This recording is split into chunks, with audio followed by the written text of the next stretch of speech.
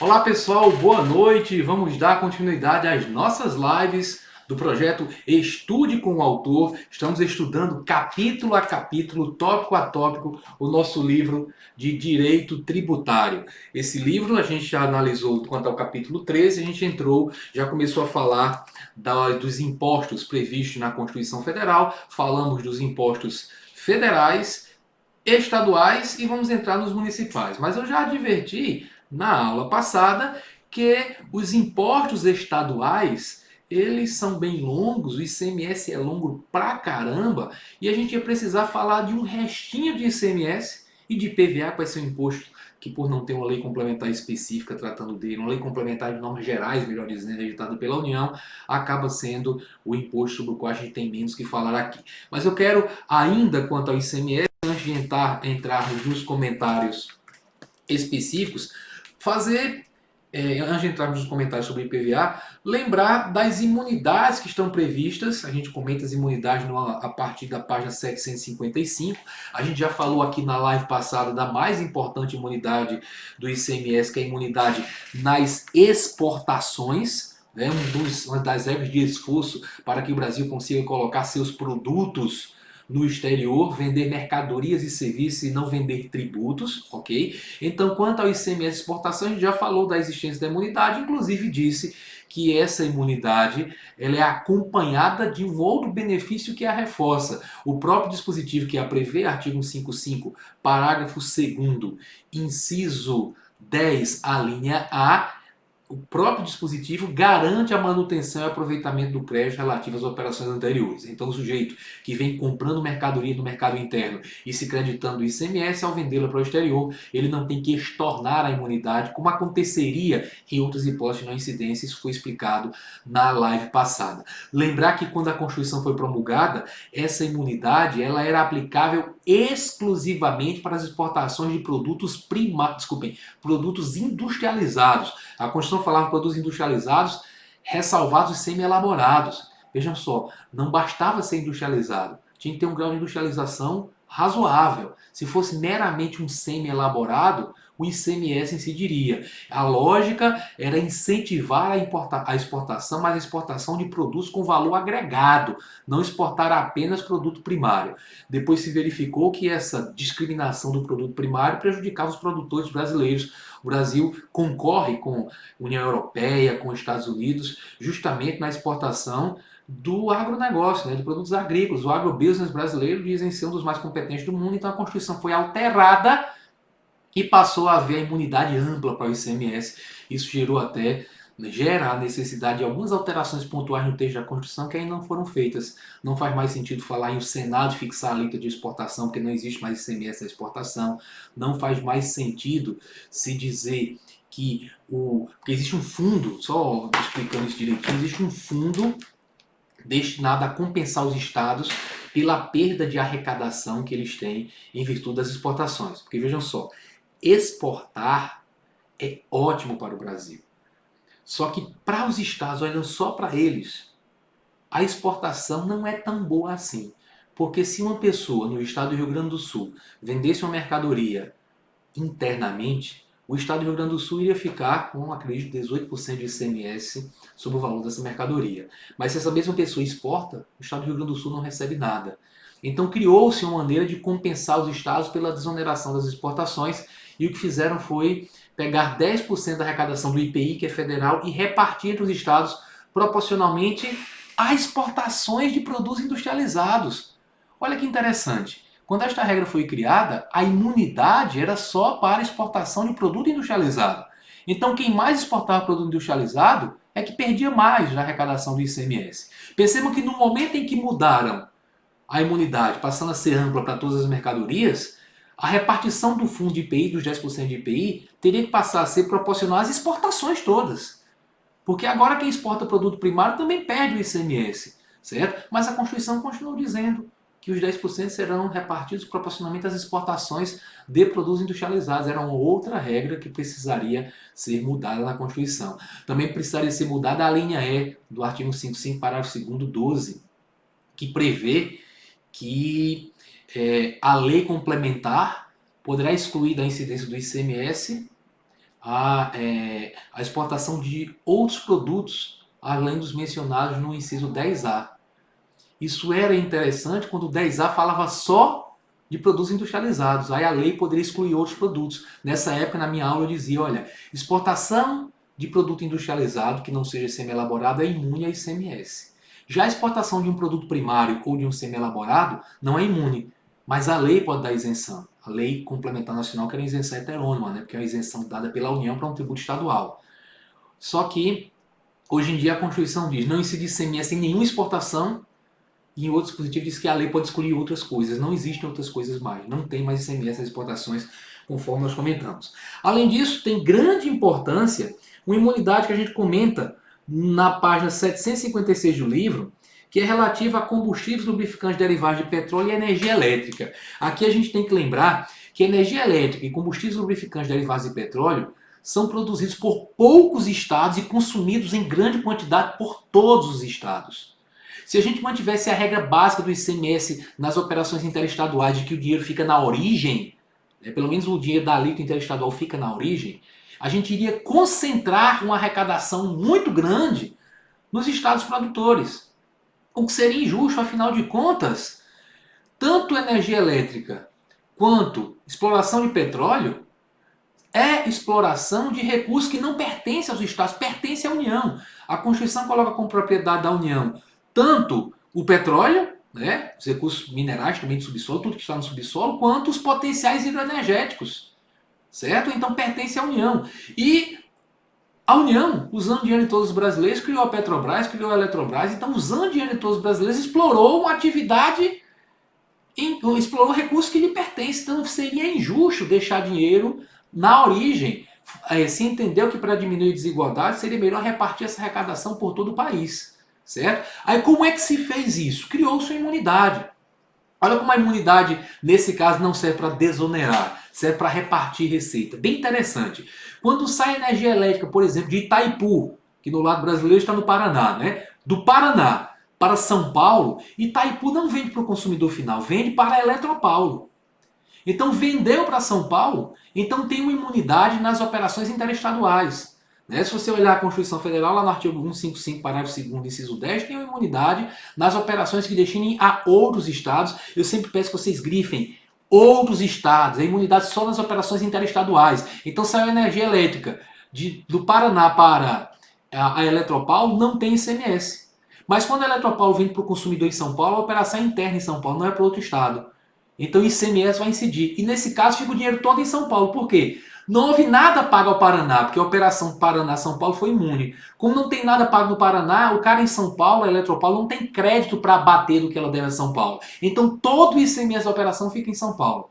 A mesma coisa para combustíveis. Sai combustíveis, por exemplo, do estado da Bahia para o estado de Pernambuco, sai imune, se vier combustível derivado de petróleo, pela mesma regra. Então não incide o ICMS na operação. Só que em Pernambuco, quando a mercadoria é vendida, o combustível, vai incidir o tributo, porque a imunidade novamente é só na operação interestadual. E nesse caso, como em Pernambuco o vendedor não tem nenhum crédito para bater, o dinheiro fica todo em Pernambuco. Aí teve gente esperta que começou a fazer o seguinte: então na operação interestadual não tem ICMS? Eu vou comprar gasolina aqui depois da divisa. Vou comprar no estado vizinho. Então o cara em Recife mandava o cara comprar na Paraíba, por exemplo. Andou 60 quilômetros saindo de Recife, você já está na Paraíba. Então eu tenho uma frota de ônibus, compro o combustível na Paraíba, trago para Pernambuco, é uma operação interestadual, não tem ICMS, mas só que eu não vou vender. Não vai ter fatiador em Pernambuco, porque eu vou usar aquele diesel, eu vou usar aquele combustível, eu vou consumir.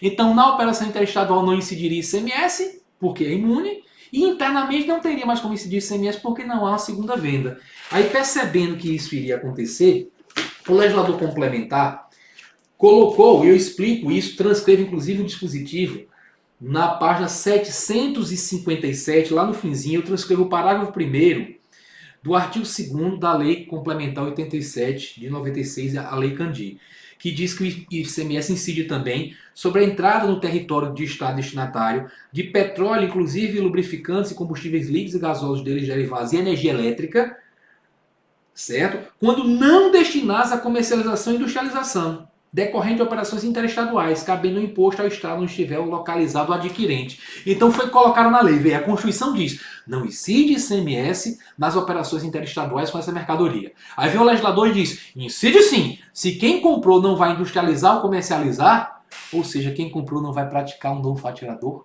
quem comprou vai consumir, hipótese em que o dinheiro não ficaria para ninguém. Então, nesse caso, vai incidir. Aí houve ação direta de inconstitucionalidade, né? O pessoal dizendo, peraí, meu amigo, aí tá errado. Né? Aqui o Carlos Gás foi até um recurso extraordinário, não foi nem um adendo logo de cara. Né? O Supremo disse o óbvio, vejam só, a interpretação do dispositivo não pode levar ao absurdo. Todas as discussões que aconteceram na Assembleia Nacional Constituinte a respeito desse dispositivo foram para verificar quem ficaria com o dinheiro. Ninguém pensou em desonerar produção de energia elétrica ou desonerar combustíveis. Um incentivo até contrário ao meio ambiente. Então, quando quem compra, como disse muito bem aqui a Mirella Masson Duarte, quando quem compra é o final, o consumidor final, ele não vai revender. Se a gente aplicar a imunidade, ninguém vai receber tributo. Então, o Supremo considerou constitucional, olha que lindo, pela literalidade do dispositivo, ele vai claramente contra a Constituição. Porque a Constituição diz de maneira muito clara, operação interestadual é combustível lubrificante derivado de petróleo, só o derivado de petróleo, porque para o derivado de petróleo tem aquela história de que o recurso pertence à União e foi explorado com o recurso da União. Álcool não, álcool o Estado tem um mérito se produzir. Quanto a combustível derivado de petróleo, não. Então, quando quem comprou vai consumir, o cara tem uma operação interestadual que a Constituição diz que não incide. O legislador complementar diz que vai incidir quando quem compra é o consumidor final. E isso aí foi considerado constitucional pelo Supremo no julgamento do recurso extraordinário 198088 São Paulo, que está explicado e o trecho mais importante está transcrito. Eu até grifo, está em azul aí grifado, o trecho mais importante dizendo benefício fiscal que não foi instituído em prol do consumidor, mas do estado de destino dos produtos em causa, ao qual caberá em sua totalidade o ICMS sobre eles incidentes, desde a remessa até o consumo. Então, se quem comprou em Pernambuco vai consumir, consumidor final, ora, o que é que vai acontecer? O ICMS vai ser pago todo ao estado de Pernambuco, que é o estado em que está situado o consumidor final. Deem atenção também aos comentários que eu faço a respeito da concessão de benefício fiscal de ICMS. Esses comentários eu também já fiz na live relativa a limitações constitucionais ao poder tributar, comentando o artigo 150, parágrafo 6º da Constituição, que diz que benefício fiscal só pode ser dado por lei, mas diz que quanto a ICMS deve ser observada a necessidade de deliberação conjunta dos estados, DF, municípios. A gente lembra que para um estado conceder uma isenção de ICMS, ele não pode conceder sozinho, ele precisa levar a proposta para ser aprovada no Conselho Nacional de Política Fazendária e obter uma aprovação por unanimidade dos presentes. É uma regra muito pesada. Se o estado da Bahia quer dar isenção do acarajé, coisa que aparentemente só interessa a Bahia, leva a proposta para o CONFAS e, se chegar lá, o estado do Amazonas, bem longe da Bahia, disser não concordo, não vai ter isenção do acarajé na Bahia. Alguém pode dizer, por que essa exigência de unanimidade dos presentes à sessão? Porque é demais exigir isso. Mas é porque o ICMS ele é um tributo que tem uma tendência de gerar guerra fiscal. Como a gente não criou um IVA nacional, criou pedaços de IVA, né? Um pedaço federal IPI, pedaço estadual ICMS, pedaço estadual e municipal ISS, nos pedaços locais, regionais e locais, né? ICMS e ISS, a tendência é de guerra fiscal. Então, os estados tenderiam a querer baixar o ICMS para atrair as empresas que estão nos outros estados para o seu território. As empresas querem pagar menos tributo e para dentro daquele estado. Aí, para que isso não seja possível, se colocou na Constituição que para alguém dar benefício fiscal, todos os outros têm que aprovar. Por que todos os outros? Imagina um estado poderoso, com um bom relacionamento com os demais, conseguiria uma maioria aprovando seu benefício. Aí aquele estado que sozinho está prejudicado, ele tem que ter o poder de, mesmo contra essa maioria, dizer não aceito e não ter o benefício fiscal. Tá? Há um caso na jurisprudência do Supremo, que o Supremo entendeu como possível essa concessão sem CONFAS, que foi quando o estado do Paraná deu isenção para aquisição por parte dos templos de qualquer culto dos serviços de telecomunicações, energia elétrica, tratado como mercadoria para efeito de ICMS, né, e também sobre a compra de gás canalizado, que também é mercadoria. Alguém pode dizer, isso é imunidade. Lembre, a gente explicou aqui na parte de imunidade, que quando um ente é imune e ele realiza uma venda esporádica, certo? Ele não pode comercializar, viver disso, mas realiza uma venda, a imunidade se aplica porque ele está vendendo e seria o contribuinte do tributo. Agora, quando o ente imune compra, ele não está abrangido pela imunidade do ICMS. Então a gente está falando aqui das igrejas que são imunes, mas ela comprando serviço de telecomunicações, comprando energia elétrica, comprando gás canalizado. A imunidade não se aplica, mas o Paraná deu a isenção. Chegou no Supremo, eu até apostaria todas as minhas fichas que o Supremo diria que era inconstitucional, porque sempre que chega lá a isenção sem aprovação do CONFAS, o Supremo derruba, mas chegou no Supremo, o Supremo disse o seguinte, olha, nesse caso não há potencial de se deflagrar uma guerra fiscal. O dispositivo, olha a interpretação teleológica, foi criado para evitar a guerra fiscal. O Estado do Paraná não está querendo atrair para o seu território todas as igrejas do país. Igreja não funciona assim.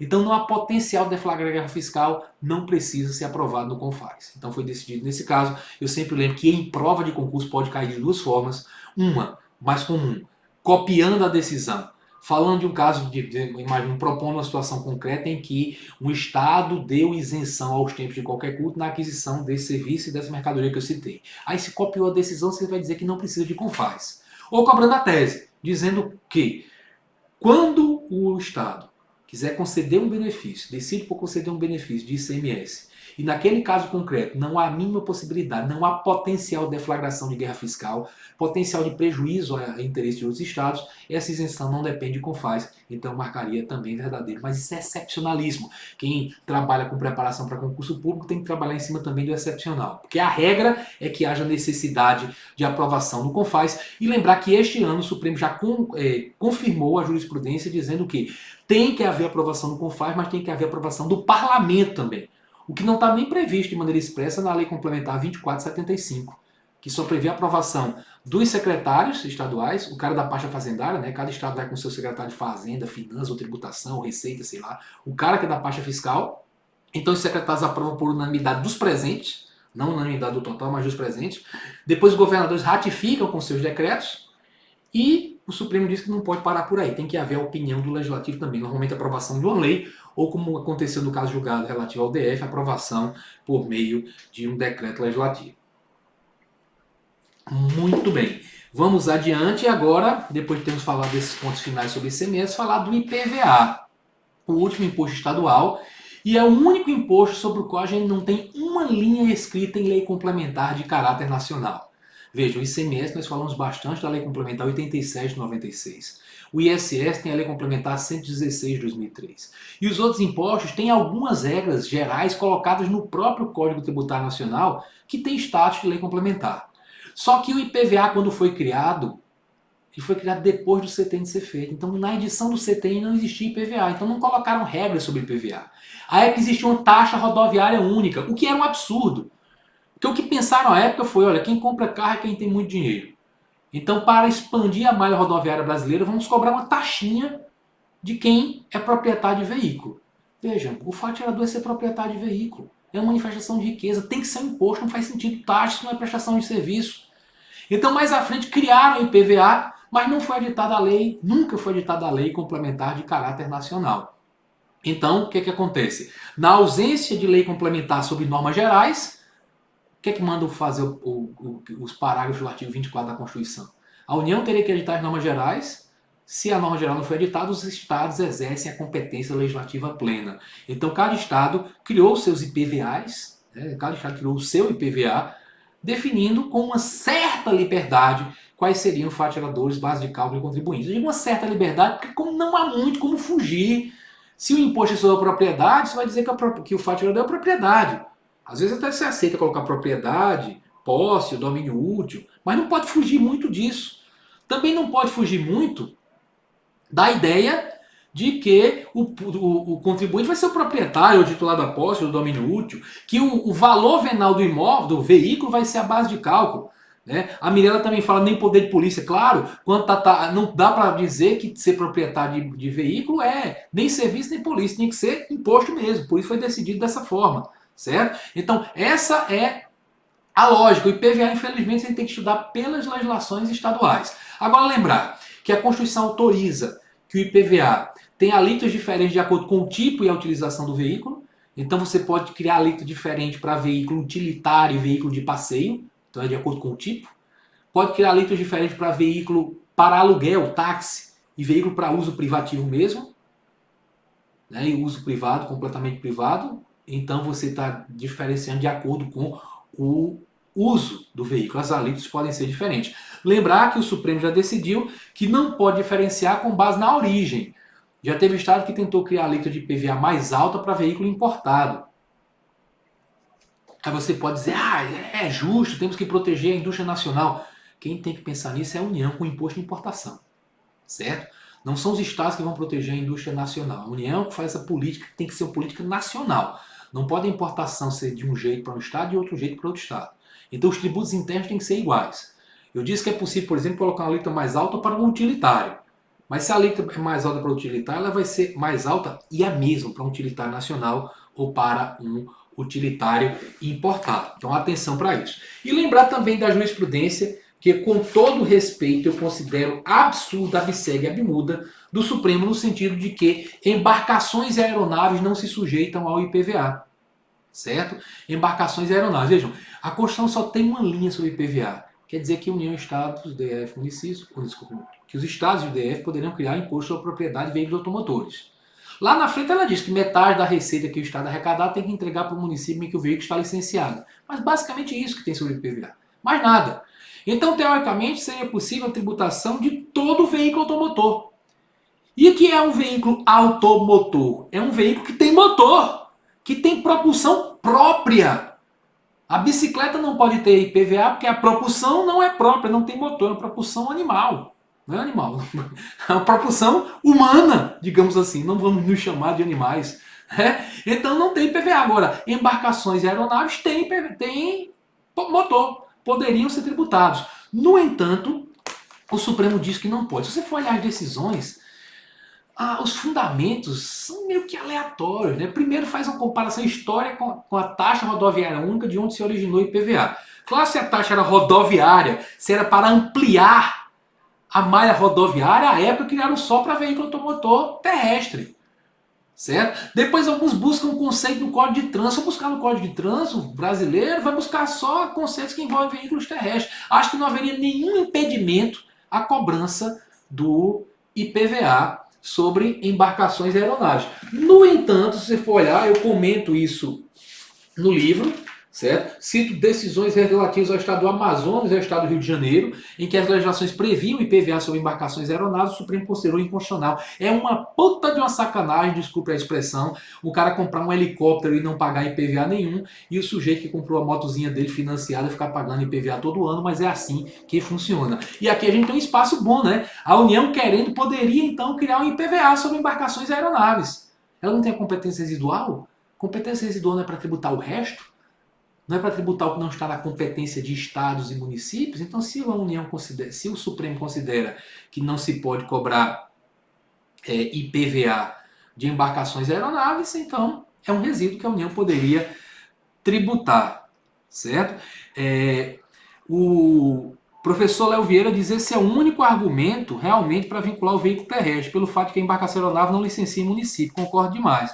Na realidade, a questão do licenciamento não tem município, mas se criaria um mecanismo de essas informações serem repassadas para que o município, para que o Estado fizesse a tributação, e aí quanto à repartição de receitas, poderia criar uma outra regra de fazer essa repartição proporcionalmente à população, ou dizer, de acordo com o registro daquele veículo ser vinculado a que município, apesar de não ter sido licenciado por um município. Então tem muita maneira de você fazer com que a coisa aconteça, certo? Mas, infelizmente, não quiseram, e vejo que essas pessoas de maior capacidade econômica que são livres do tributo.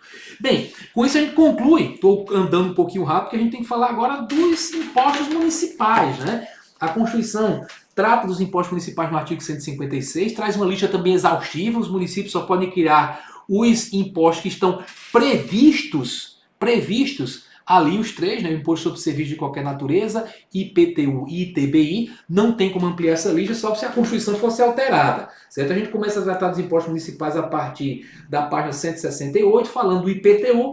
Quanto a IPTU, lembrem do P, Imposto sobre Propriedade Predial e Territorial Urbana, que a gente falou que o ITR não tem P, o ITR incide só sobre o terreno, Então, se você construir um castelo, como até um deputado federal fez em Minas, né, um castelo em área rural não tem nenhum tributo para incidir sobre aquele prédio, incide só sobre o terreno, mas em área urbana incide sobre prédio e terreno, ou, como é colocado na lei, imóvel por natureza, que é o terreno, com suas adjacências, o solo, ou por acessão física, o que o homem incorpora permanentemente ao solo, até porque o IPTU é um tributo de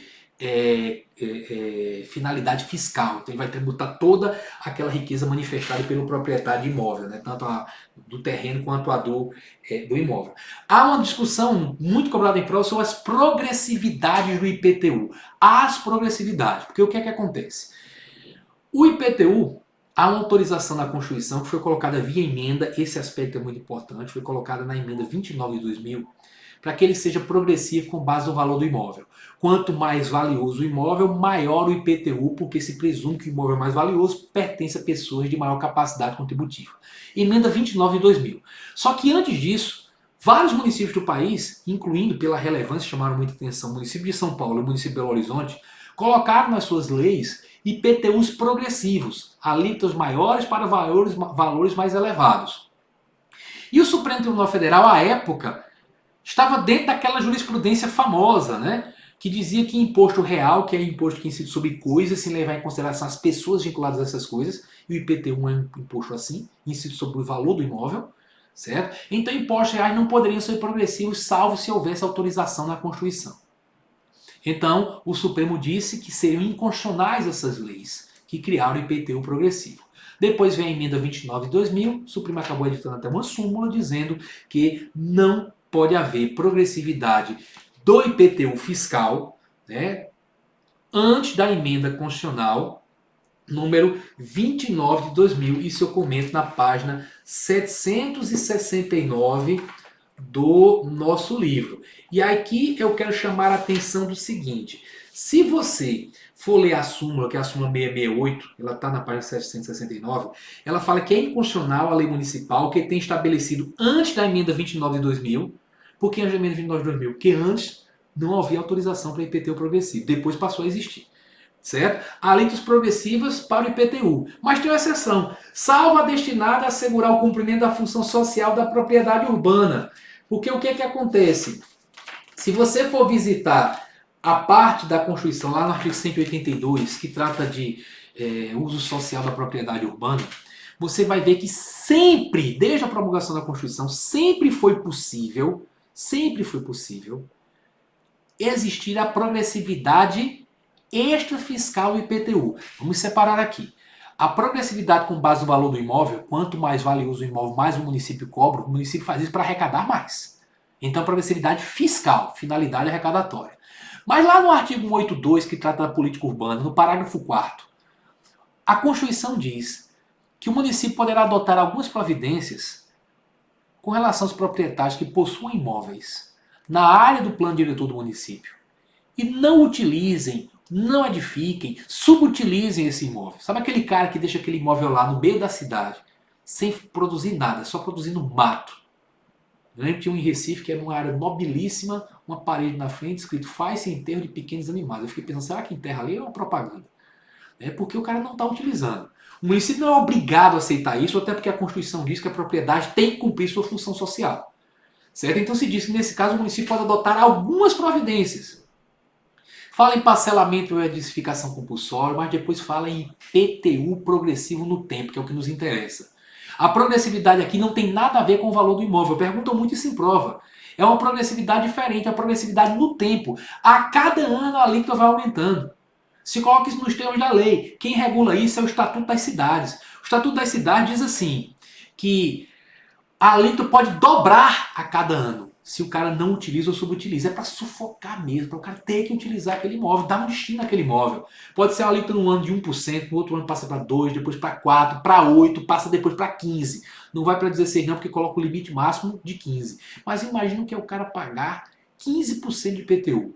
Se ele tem um terreno valioso, que vale 2 milhões, ele vai aceitar pagar 300 mil, 15% de IPTU todo ano. É para sufocar mesmo. Mas vejam, essa progressividade não tem a ver com o valor do imóvel. Ela é no tempo. Lembrar, tem uma decisão, inclusive, deste ano, não está no livro ainda, mas eu vou comentar no ano que vem, do Supremo, falando de progressividade versus alíquotas diferentes. Aliás, no livro eu já falo desse assunto, só vou citar a decisão do Supremo, mas eu já explico isso bem direitinho. Que progressividade é como se fosse uma função. Você tem uma grandeza que quanto mais ela cresce, ela gera um aumento de alíquota. Então você tem a progressividade do ITR, que é de acordo com a área do imóvel. Quanto maior é a área, vai crescendo a área, vai crescendo a alíquota. Então, uma proporção, uma função. Maior área, maior alíquota.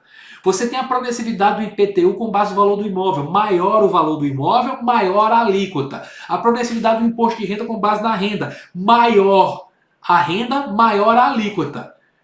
Agora, essa do ITR, a grandeza que vai fazer com que a alíquota cresça é o tempo. Quanto mais tempo você passa sem utilizar, maior é a alíquota. Tudo isso é progressividade. Tá? Agora, o mesmo artigo 156 da Constituição autoriza que o IPTU tenha alíquotas diferentes, não é progressividade, alíquota diferente. De acordo com o uso e a localização do imóvel. É você pensar, bairro de classe nobre, eu vou botar a alíquota mais pesada. Aí você vai dizer, Ricardo, ficou proporcional ao valor. Não. Eu sempre brincava com meus alunos falando aqui, eu conheço um pouco as outras cidades, mas aqui, morando no Recife, eu tenho mais condições de dizer que fala-se que o metro quadrado mais caro do Recife, um dos maiores da região Nordeste, é da Avenida Boa Viagem, certo? Aí eu dizia o seguinte, se você pegar R$ 1 milhão e quiser comprar um apartamento, se você quiser morar na Avenida Boa Viagem, se você conseguir, você vai comprar um apartamento pequenininho. Mas tem um bairro aqui chamado Linha do Tiro. Dá para imaginar, né? Linha do Tiro. Então você pode comprar uma mansão gigantesca na Linha do Tiro. De R$ 1 milhão. Mesmo sendo um coiozinho, como chamaria, um apartamento pequenininho na Avenida Boa Viagem e o outro na Linha do Tiro, de R$ 1 milhão, as alíquotas podem ser diferentes por conta da localização, levando em consideração que existem bairros de classe alta, bairros de classe média, bairros de classe baixa. Certo? Tem gente até que se revolta e diz, peraí, pessoal, eu posso decidir entre um grande apartamento numa área menos nobre ou um pequeno apartamento numa área mais nobre, mas eu tenho a mesma riqueza, 1 milhão. Só que o legislador autorizou essa tributação diferenciada de acordo com a localização. Então você vai ponderar as duas coisas. Progressividade de acordo com o valor, é possível, não é obrigatório, mas o município pode adotar. E pode adotar alíquotas diferentes de acordo com a localização. E também de acordo com o uso do imóvel. Você também pode colocar alíquotas diferentes de acordo com o imóvel ser de uso residencial, comercial, industrial. Levar em consideração que imóvel comercial e industrial estão gerando riqueza, certo? Então você pode ter alíquotas diferentes. Veja que nesse caso, de tributar de acordo com localização ou com uso, não é progressividade. Porque você não tem uma grandeza que vai aumentando. Que grandeza? Comercial, industrial, residencial, isso é uma grandeza. Localização é uma grandeza? Não. Então são alíquotas diferentes. Tanto é que o Supremo tem dito, alíquotas diferentes já podiam ser há muito tempo, certo? Então, a alíquota diferente é diferente da progressividade. Então, atenção para esses aspectos que a gente comenta na parte do livro que trata de IPTU, a partir da página 769, a gente trata dessa matéria. Quanto ao fato gerador, lembrar que foi aqui, quanto à IPTU, que foi firmada aquela jurisprudência em que se aceitou que se tributasse posse, propriedade e domínio útil. Apesar de a Constituição falar de imposto sobre a propriedade. A Constituição fala imposto sobre propriedade. Então, vamos dizer, poderia tributar um direito real menor, mera posse? Aí o Supremo disse, pode, se essa posse for com ânimo de dono. Se for mera posse desdobrada, que o cara não tem ânimo de dono, sabe que vai devolver o imóvel depois, como por exemplo o locatário.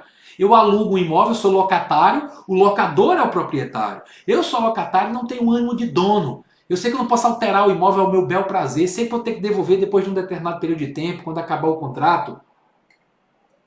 Então não me podem nomear contribuinte no IPTU. Agora, se eu tenho a posse com ano de dono, por exemplo, sou um cara que assina um contrato, um compromisso irretratável de compra e venda, quem assina um compromisso irretratável de compra e venda com a construtora, diz para todo mundo, comprei meu apartamento, vou pagar em tantas vezes, mas é meu apartamento. O cara chega lá, muda o apartamento todo, porque se sente o dono. Nesse caso, o município pode até decidir entre tributar, entre cobrar o tributo do cara que tem a posse com ano de dono, lembrando que não basta ter assinado o contrato, vai ter que cumprir todo aquele contrato do compromisso irretratável de compra e venda, e depois fazer o registro lá no cartório, que a propriedade imobiliária só transfere com registro no cartório, certo? Então, nesse momento, nesse caso, o município tem nas mãos tanto a possibilidade de cobrar do proprietário, quanto do cara que tem a posse com o nome de dono, porque o CTN, e olha que coisa interessante, isso é bem importante, tá? É a lei complementar que tem o poder de definir quais são os contribuintes dos impostos. Lei Complementar Nacional. Só que nesse caso, o CTN, quando foi definir o contribuinte do IPTU, diz que o contribuinte era o titular da posse, da propriedade ou do domínio útil. No caso em que você tem um cara que é proprietário e outro com a posse com o nome de dono, como acontece a construtora proprietária e o cara que está adquirindo o imóvel com posse com o nome de dono, pode ser um ou outro. Quem é que vai definir de quem vai cobrar? Quem não pode deixar na mão do município para ele decidir em cada caso de quem cobra. É o próprio município na sua lei. Lembrar que você tem a lei de normas gerais. A lei de normas gerais, nesse caso, deu alternativas. Titular da posse, propriedade ou domínio útil. Então o município pode colocar para um ou outro. E decidindo assim, o Superior Tribunal de Justiça editou a súmula número 399, que está comentada detalhadamente na página 777. Que a súmula diz: cabe à legislação municipal estabelecer o sujeito passivo do IPTU. Eu até, logo que eu comento essa súmula, para assim que eu digo, a redação da súmula é excessivamente resumida, porque eu queria dizer uma coisa pior. Porque o STJ resumiu demais. Resumir as coisas, falar de maneira mais rápida, é bem legal. Mas não pode resumir demais. Porque quem pega a súmula e lê, súmula 399 do STJ, cabe à legislação municipal estabelecer o sujeito passivo do IPTU, fica parecendo que o município tem liberdade total para dizer quem é o contribuinte. Na realidade, quem pode dizer quem é o contribuinte dos tributos é a lei nacional. Só que como nesse caso a lei nacional deu as alternativas, aí o município vai decidir dentre as alternativas. Então acho que a súmula deveria ter sido redigida dizendo que cabe à legislação municipal estabelecer o sujeito passivo do IPTU dentre aqueles previstos, né, no artigo 134 do Código Tributário Nacional, que é o dispositivo que fala em titular da posse, propriedade ou domínio útil como possíveis contribuintes do nosso querido IPTU. E logo depois a gente começa a tratar do imposto sobre transmissão de bens imóveis e direitos a eles relativos, salvos de garantia. Então veja que a Constituição, no artigo 156, prevê a possibilidade de tributação não só do direito de propriedade, mas de outros direitos reais. O direito de propriedade é um direito real também, é o direito real por excelência, real, vem de réis, coisas, né? Então, a transmissão da propriedade está sujeita ao ITBI, mas a transmissão dos outros direitos reais também está sujeita à incidência do tributo. Se vocês forem olhar o Código Civil, no artigo 1225, ele lista quais são os direitos reais. Então você tem que ler aquele artigo 1205 para saber quais são os direitos reais que, em sendo transmitidos, geram a incidência do IPTU. Mas lembrar que deles você tem que excluir os de garantia. Penhor, hipoteca, anticrédito, quando são transferidos, não há incidência do ITBI por expressa previsão do Código. Lembrar que o Código deixa bem claro, o Código não, né? A jurisprudência deixa bem claro que não incide ITBI nas transmissões originárias. Transmissão originária é aquela que não depende de título de anterior proprietário. Porque vejam só, se Zé compra um imóvel a João, quando Zé for levar a escritura lá para o registro de imóveis, o registro de imóveis, a primeira coisa que vai olhar é quem está vendendo é João? É João que está aqui registrado como proprietário do imóvel? Porque tem um princípio da continuidade no registro de imóveis. O registro tem que ser contínuo. Quando o João passou para Zé, João tem que estar lá como proprietário. Se não é ele que está, o cartório não vai registrar aquilo ali não. Ou seja, a transmissão depende do título anterior. Depende de quem está vendendo ser titulado, ser o titular daquela propriedade. Certo? E isso é uma transmissão de A para B. Na aquisição originária não depende de coisas anteriores, é originária, surgiu ali. Há uma aquisição de propriedade sem ninguém estar lhe transmitindo formalmente, certo? Aí vem o caso do uso capião. Uso capião, você cumpriu os requisitos legais, tem vários tipos de uso capião hoje em dia, mas basicamente é você usar o imóvel como dono durante um determinado período de tempo. Então, você adquire aquele imóvel sem necessidade de discutir de quem era o anterior proprietário, porque às vezes ninguém nem acha o anterior proprietário, certo? Então a transmissão originária não tem ITBI.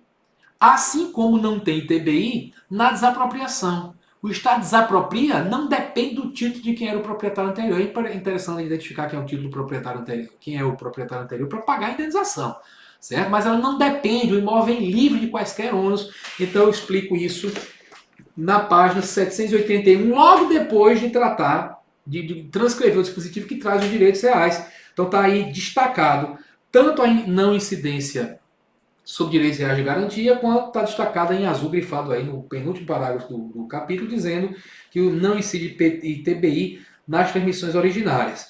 E no finzinho dessa página, eu cito a desgraçada súmula 656 do Supremo, que a gente já comentou anteriormente, dizendo que é inconstitucional estabelecer a alíquota progressiva do ITBI com base no valor venal do imóvel. Eu já falei para vocês, essa súmula foi editada lá atrás, quando só existia um ITBI, que era ITBI estadual, que incidia tanto nas transmissões de bens imóveis, tanto por ato oneroso e interviews, que hoje incide tributo municipal, quanto causa-morte e doação, em que o tributo é estadual.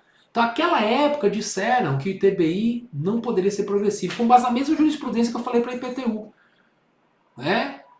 Impostos reais não podem ser progressivos sem a Constituição autorizar. Só que eu já avisei para vocês na aula, na live, que isso não é uma aula, é um comentário para que vocês leiam melhor o livro. Estou falando dos principais pontos que constam no meu livro. Então, na live anterior, eu já disse a vocês que o Supremo decidiu que o ITCD, que lembra, é um pedaço do antigo ITBI, o ITCD estadual pode ser progressivo. Porque a progressividade tem a ver com o princípio da capacidade contributiva, que já era previsto na Constituição, mesmo antes de qualquer emenda autorizar a progressividade de qualquer imposto.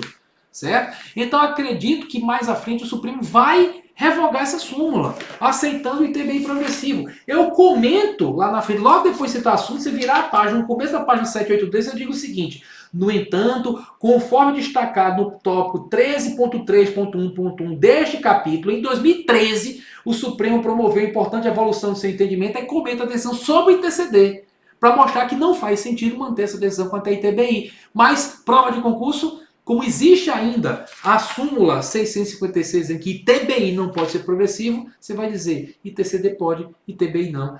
Mas ficar de olho, orai e vigiai, de olho no que pode vir a ser decidido mais à frente. Também chama atenção especialíssima a questão da imunidade nos eventos societários, que tem uma decisão que ainda não está no livro, que é recente, decisão agora de maio, início de junho, certo? Que o Supremo Tribunal Federal proferiu referente a... Não, acho que até mais recente ainda, bem mais recente. De agora, há 6 dias eu li um texto falando sobre isso. Falando do seguinte: olha, a Constituição cria uma imunidade para alguns eventos societários. Qual a ideia? Se A e B decidem criar uma empresa, Trambique Limitada, A vai integralizar sua cota com R$1 milhão em dinheiro, B vai integralizar sua cota com um imóvel no valor de R$1 milhão, a Constituição diz que essa transferência do imóvel de B para a Trambique Limitada, veja que é uma transferência por ato interviews, a pessoa jurídica tem a vida jurídica dela, né? Então transferência por ato interviews e oneroso, porque B não está doando o imóvel para a empresa. Ele está entregando o imóvel, mas recebendo uma cota do capital social. Então isso seria fato gerador do ITBI. Só que o legislador constituinte tentou facilitar essas operações para estimular o desenvolvimento do país, a criação de empresas, desonerar essa criação de empresas e criou imunidade. Olha, na integralização de cota não incide o ITBI.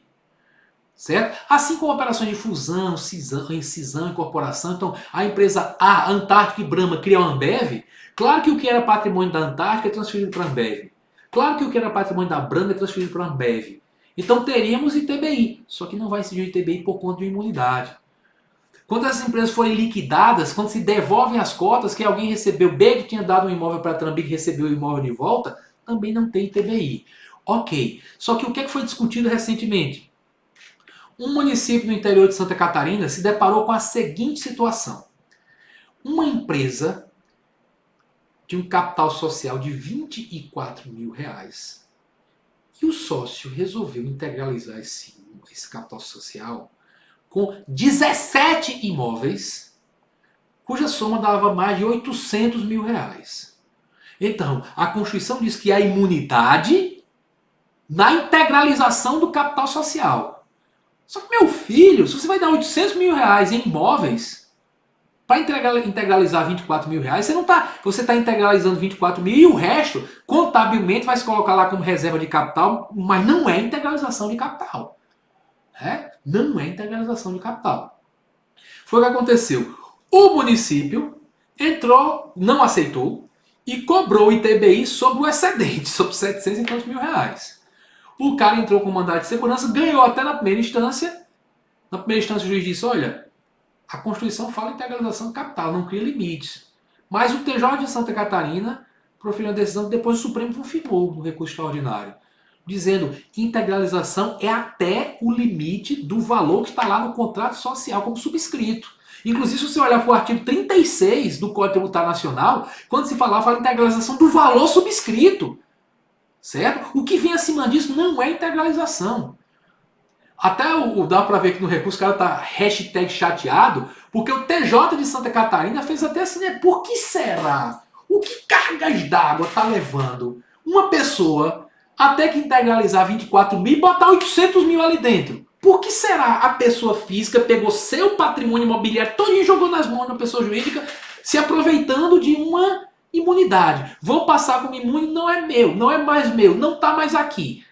Não vou discutir também porque eu não sei exatamente o que aconteceu. Mas o que o Supremo Tribunal Federal finalmente julgando essa matéria, que estava em suspensa há muito tempo, Marco Aurélio já tinha proposto e foi dada repercussão geral ao caso, certo? Então estava muito tempo pendente isso, então hoje se diz integralização é até o valor que está subscrito.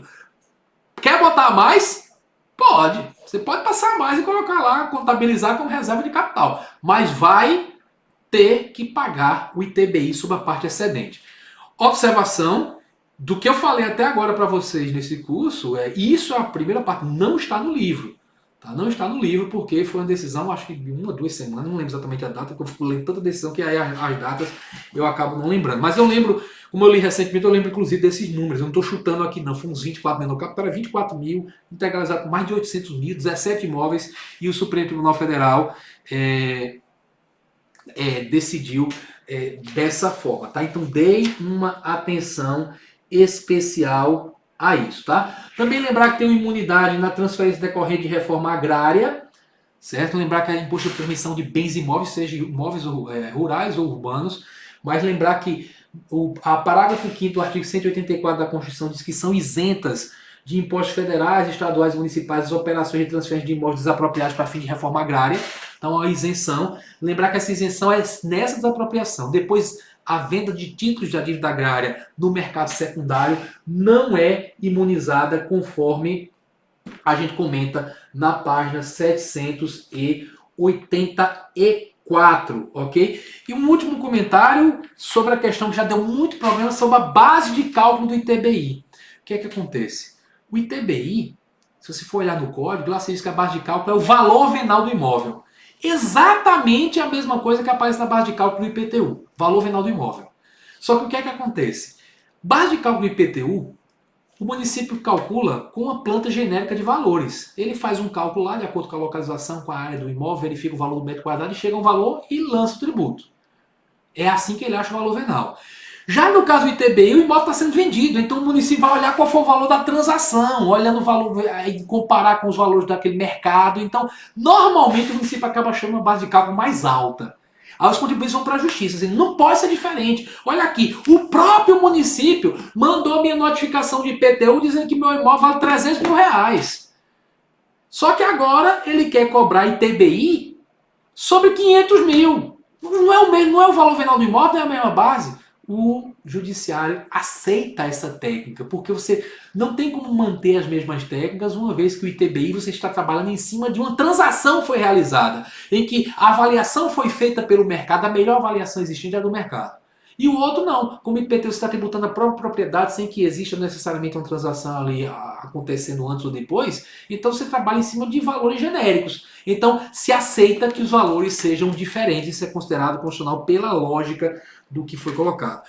Vou responder duas coisas lá. O Risonaldo está perguntando se a live vai ficar gravada. Vai, mas lá no começo da live alguém disse que a editora não está disponibilizando os vídeos. Eu vou cobrar novamente, porque terminando aqui eu subi no vídeo que eu deixo aqui gravado comigo para a editora subir. Eu vou cobrar novamente para descobrir o que é que está acontecendo, que a ideia é ficar em todas as lives gravadas.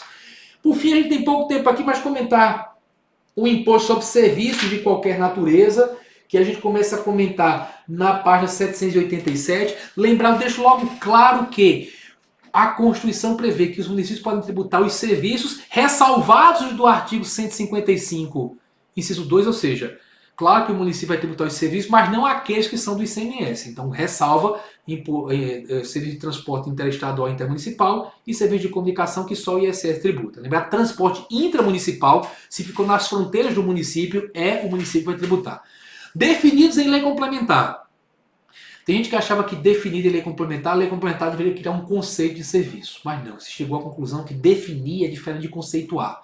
Não é dizer uma frase falando o que é serviço. Definir é dizer quais são os serviços. Por isso a lei complementar 87, 116, desculpa, tem uma lista de serviços como anexo dizendo quais são esses que podem ser tributados pelo ISS. E somente aqueles, se não tiver na lista, não pode ser tributado. A lista tem alguns serviços que se diz serviço tal, manicure, pedicure e congêneres.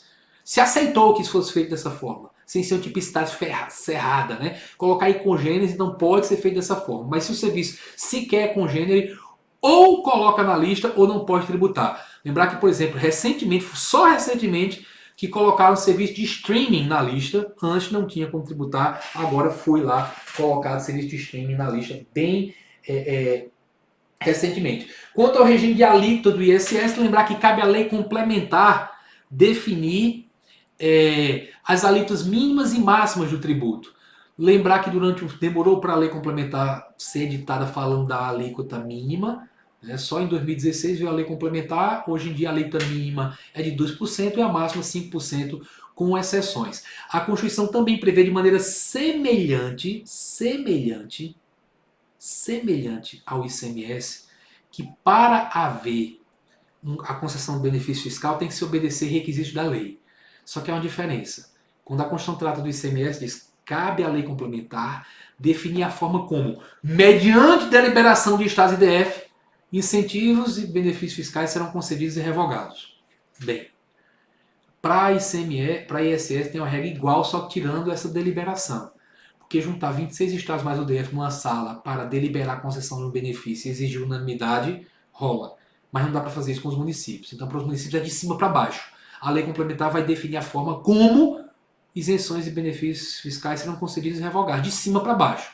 A lei complementar, a 116 com as diversas alterações, simplesmente diz, ela proíbe a concessão de qualquer benefício que tenha um efeito prático de colocar a alíquota para menos do que a mínima. Porque a alíquota mínima é de 2%. Mas imagina o município, aquela história, né? Guerra fiscal. Vou atrair as empresas prestadoras de serviço para o meu território. Aí o município vai ter a ideia. Eu queria botar a alíquota mais baixa, mas já que eu não consigo, vou dizer que a alíquota é de 2%, com a redução de base de cálculo de 50%. Então você vai pagar 2% não do valor do serviço, vai pagar 2% da metade do valor do serviço. Aí 2 vezes metade vai dar só 1%. Então, isso não pode ser feito. Não pode dar nenhum, como se diz em Pernambuco, nem ninja, nem drible nessa alíquota mínima de 2%. Então, a lei complementar poderia regular essa forma e, apesar de não detalhar a concessão de benefício, pelo menos trouxe as regras sobre o limite, né, da concessão desses benefícios. Lembrar que existe uma previsão de isenção heterônima do ISS nas exportações. A União pode, por lei complementar, excluir da incidência do tributo as exportações, e essa isenção heterônima foi utilizada. O artigo 2º da Lei Complementar 116 prevê que não se cobra ICMS das exportações, certo?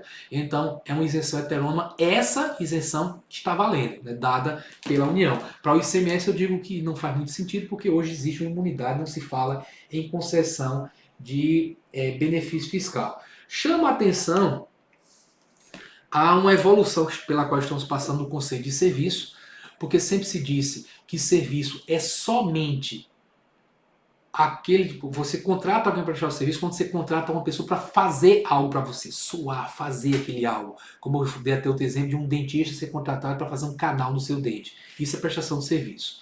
Quando a obrigação não é de fazer, é de entregar um bem, como na locação, não pode haver ISS, por conta de não ser exatamente prestação de serviço. Não é serviço. Por isso, a súmula vinculante número 31 do Supremo, que não incide ISS sobre locação de bens móveis. Isso não é serviço. Só que é bom lembrar, se vocês puderem dar uma olhada, eu falo no livro dessa decisão, que quando o Supremo foi falar da incidência do ISS sobre ao contrato de leasing financeiro, se diz de maneira muito clara que temos que passar por uma evolução, considerar economicamente como serviço algumas operações que tragam benefícios imateriais para outras pessoas, mesmo que conjugados com fornecimento de algum material.